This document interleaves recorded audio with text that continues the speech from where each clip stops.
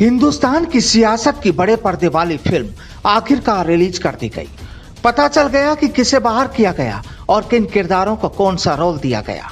लेकिन अब तो लोगों को इंतजार है सूबे की छोटे पर्दे वाली फिल्म की रिलीज तारीख का। रोज तारीखें आगे बढ़ रही है। सर्दी, गर्मी और बरसात भी आ आकर चली जाती है, लेकिन साहब करीब 1000 दिन गुजर चुके, बस तारीख और तारीख। लेकिन वो भी पक्की नहीं, बस सब कुछ इंतजार पर कायम है। यूं तो माहौल बनाने में राजस्थान के हमारे राजनेता और उनके हुक्मरान भी कम नहीं, लेकिन परेशान हैं तो नीचे वाले। बड़ी उम्मीदों के साथ सियासत के झगड़े में पांव फंसाए हुए हैं, लेकिन हासिल कुछ नहीं हो रहा। हाँ, मीडिया में जरूर चर्चाएं हो जाती हैं। अब देखिए, पिछले दिनों सोनिया गांधी के दूत भी सूबे का पगफेरा लगाकर चले गए। उम्मीदें ये थी कि ये साहब आए हैं तो कुछ देकर जाएंगे, कुछ घोषणाएं होंगी, लेकिन हर बार की तरह इस बार भी देकर गए तो सिर्फ भरोसे का झुनझुना। न राजनीतिक नियुक्तियों की कोई बात हुई और ना ही मंत्रिमंडल विस्तार की चर्चा। हाँ, देर शाम मुखिया जी ने जरूर एक नया शगुफा छेड़ दिया। बताया गया कि सूबे में अब उच्च सदन बनाया जाएगा। दरकिनार महसूस कर रहे कुछ लोगों को विधायक बनाया जाएगा, लेकिन कब, इसका भी पता नहीं। आखिर पता भी कैसे हो, सरकार बनने के 2.5 साल बाद जो इन्हें उच्च सदन बनाने की याद आई, वो भी 8 साल पुराने प्रस्ताव पर। खैर, अब इसे शगुफा ना कहें तो क्या कहें। दूसरी ओर जब दिल्ली में विस्तार हुआ तो इन साहब से भी किया हुआ वायदा निभाया गया। निभाते भी कैसे नहीं, आखिर वादा जो किया था। इन्होंने सूबे में अपनी ही सरकार गिराकर इनकी सरकार बना दी।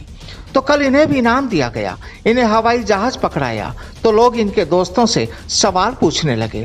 पूछा जाने लगा कि आखिर इन्हें हवाई जहाज तो पकड़ा दिया गया, लेकिन पायलट कहाँ है। चर्चाओं ने जोर पकड़ा। इस दीवार में इनसे ज्यादा ये छा गए। इनके साथ राजस्थान की इन साहब ने भी कल शपथ ली। मोदी शाह के करीबी इन चुनावी रणनीतिकार को ही बड़ी जिम्मेदारी दी गई है। पार्टी संगठन में खास जगह रखने वाले ये साहब अमित शाह के करीबी बताए जाते हैं। हालांकि राजस्थान में पार्टी संगठन में पूर्व मुख्यमंत्री वसुंधरा राजे के साथ भी उनके काम को याद किया जाता है। साल 2013 के राजस्थान विधानसभा चुनाव से महारानी की सुराज संकल्प यात्रा निकली तो उसके संयोजक भी यही थे। सूबे में भाजपा की बल्ले बल्ले हो गई। 2017 के गुजरात और यूपी विधानसभा चुनाव में इन्होंने पार्टी को जीत दिलाने में अहम भूमिका निभाई थी। मरुधरा से एक और चेहरा इनके दरबार में शोभा बढ़ाएगा। किसी वक्त में बड़े नौकरशाह रहे ये साहब देश की रेलवे को संभालेंगे, साथ ही इन्हें डिजिटल दुनिया का भी जिम्मा सौंपा है। पिछले वाले को इनसे लड़ाई भारी पड़ गई। हालांकि इनकी कर्म भूमि मरुधरा नहीं बल्कि भगवान जगन्नाथ की धरती रही है। अब इनके कंधों पर देश की बड़ी जिम्मेदारी है।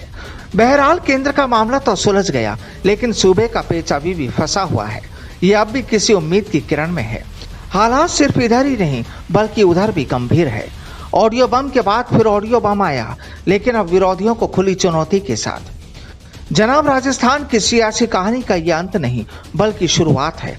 बस कुछ वक्त बाकी है, जिसके बाद फिर वोटों की बारिश होगी। किसकी झोली भरेगी और किसकी खाली, ये तो वक्त बताएगा। लेकिन हाँ, इतना जरूर है कि अब आने वाले वक्त में जो एक दूसरे पर आरोपों की बारिश होगी वो पब्लिक के लिए किसी थ्रिलर स्टोरी से कम भी नहीं होगी। Bureau report, the fact India.